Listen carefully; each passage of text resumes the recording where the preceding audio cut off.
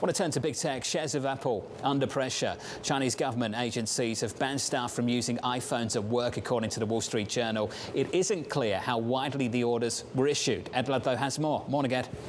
Yeah, good morning, Jonathan. Apple is softer by 0.6%. The Wall Street Journal reporting that some central agencies in China have issued directives via chat rooms and in meetings that they should replace their mobile device in the event it is a foreign device, not just an Apple iPhone, but a non-domestic device.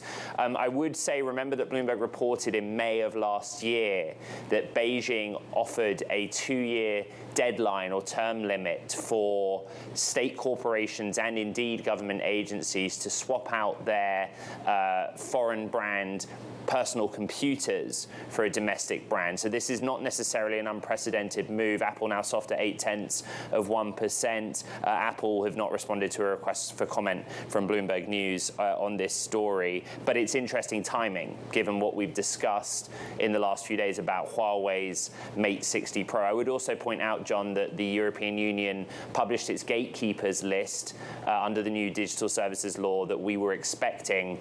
As expected, the Apple App Store was listed under it, but interesting that iMessage may be exempt, and the EU is probing that. So that may also be a factor as Apple shares are down 0.9% now. Let's stay on China, Ed. Does this raise questions Sure. about the new iPhone being launched in the next week or so?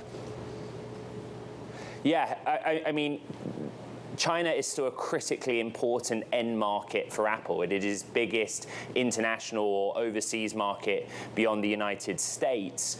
You and I always discuss, following the launch of a new iPhone generation, what the big drivers are of it, and the Chinese middle class is always a part of the conversation that you and I have. That said, you know, I'll be at Wanderlust on September 12th next week. I think there's high anticipation that the hardware upgrades to this generation iPhone are substantive enough that they will do well broadly. And despite all the geopolitics and headlines, you know, Apple, remember, was quite bullish on their performance in China in the quarter just gone. While the US smartphone market saw contraction, China grew.